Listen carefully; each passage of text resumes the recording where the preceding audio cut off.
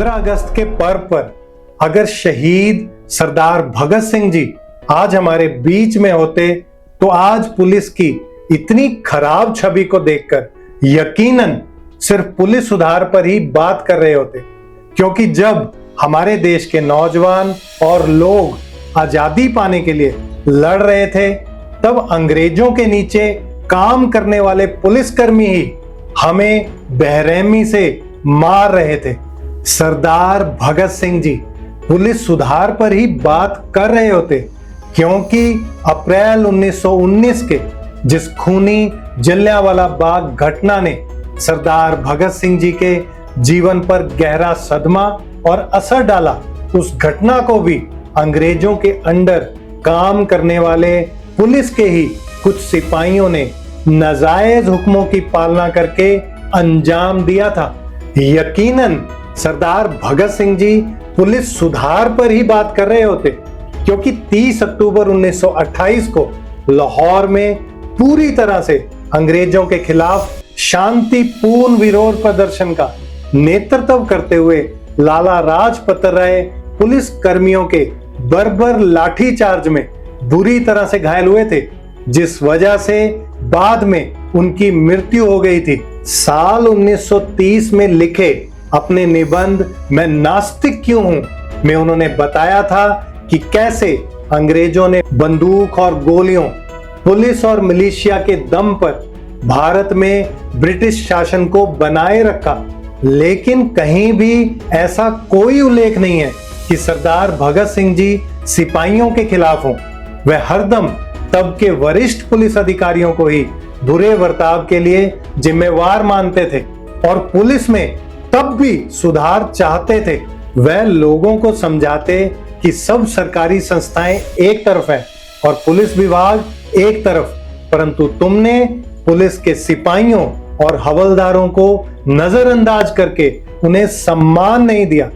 कुछ IPS officers को सिर पे बिठा लिया और अपने अपने शहर में गोल्फ खिला रहे हो। चीफ गेस्ट के तौर पर अपने कार्यक्रम में बुलाकर सीना चौड़ा कर रहे हो। क्या तुम्हारी गलियों में या घर के आसपास यह आईपीएस ऑफिसर्स ड्यूटी करेंगे? आज यंग आईपीएस ऑफिसर्स तक करप्शन में पकड़े जा रहे हैं। सरदार भगत सिंह जी लोगों को बताते कि हमने अपने आईएएस ऑफिसर्स पर विश्वास किया कि वह इन आईपीएस अधिकारियों पर नजर रखेंगे, इसलिए किसी को डीसी बनाया तो किसी को होम सेक्रेटरी। लेकिन देखो बीपीआरडी की इस सरकारी पत्रिका में क्या लिखा है कि पावर के भूखे आईएएस ऑफिसर्स भर्ती होने के बाद पढ़ाई छोड़ देते हैं और अपनी बुद्धि का विस्तार करने में कोई कोशिश नहीं करते, जिस वजह से यह पावर के नशे में घमंडी हो जाते हैं और इनका दिमाग मोटा हो जाता है। सरदार भगत सिंह जी गरज कर पूरे गुस्से में बोलते कि गोरों से लड़कर ही तो इन सिपाहियों को आजाद करवाया ताकि ये हमारी इज्जत करेंगे, हमें डंडे नहीं मारेंगे, लेकिन अब तुम इन्हें काले अंग्रेजों के हाथों में सौंप रहे हो। कुछ तो शर्म करो। और अगर सरदार भगत सिंह जी किसी राज्य के डीजीपी होते तो पद संभालते ही अपने कर्मचारियों की समस्या सुनने के लिए संपर्क सभा बुलाते।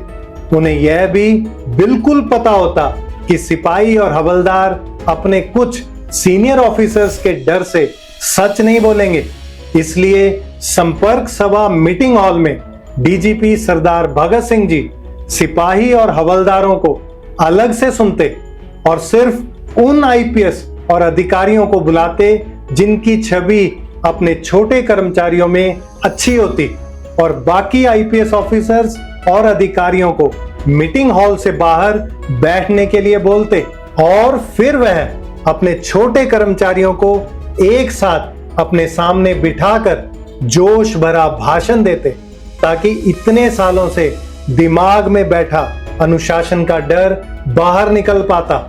डीजीपी सरदार भगत सिंह जी को यह जानकर बहुत दुख होता कि पुलिस कर्मचारियों की छुट्टियां बंद कर दी जाती हैं, वीकली रेस्ट तक नहीं मिल रही, समय पर प्रमोशन नहीं हो रही, सिफारिश और भ्रष्टाचार से सरकारी मकान अलॉट हो रहे हैं, 12-12 घंटे की लंबी ड्यूटी करवाई जा रही है। वह जानकर हैरान होते कि उनके पुलिस विभाग में कर्मचारियों की समस्याएं हल करने के लिए रिसर्च एंड डेवलपमेंट सेल बना ही नहीं है, वह तुरंत संबंधित अधिकारी को ऐसा सेल खोलने का हुक्म देते और इन बताई गई सभी समस्याओं को जल्दी पूरा करने के लिए बोलते। डीजीपी सरदार भगत सिंह जी अपने तर्कों के साथ यह निर्देश देते कि सिर्फ उन अधिकारियों को इंचार्ज या एसएचओ लगाया जाए जिनको ह्यूमन रिसोर्स मैनेजमेंट का पूरा ज्ञान हो, समाज को एक नजर से देखते हो और जिनको आज भी पढ़ने का शौक हो। डीजीपी सरदार भगत सिंह जी बिना तैयारी के संपर्क सभा में नहीं आते। वह अपने उन सभी अधिकारियों को मीटिंग हॉल के अंदर बुलाते जिन्हें अब तक बाहर बिठाकर रखा हुआ था। वह अपने आईपीएस ऑफिसर्स को कहते कि देखो और शर्म करो कि लोकसभा में लोगों ने हमसे पूछा है कि हमारे पुलिस कर्मचारियों की 8 घंटे की ड्यूटी को लेकर हम क्या प्रयास कर रहे हैं ताकि वह लोगों के साथ सही व्यवहार कर सकें, परंतु तुमने लोकसभा को समय पर जवाब देना तक जायज नहीं समझा। अब तुम संविधान से भी ऊपर होने लगे हो, शर्म करो। फिर एक आईपीएस ऑफिसर किसी बाबू की मदद से बोलता कि सर हमारे यहाँ तो मैन पावर की कमी है।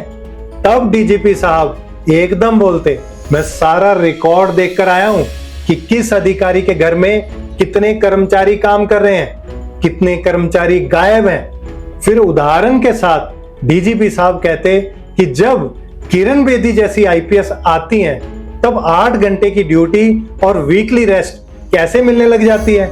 इनकॉम्पिटेंट हो तुम।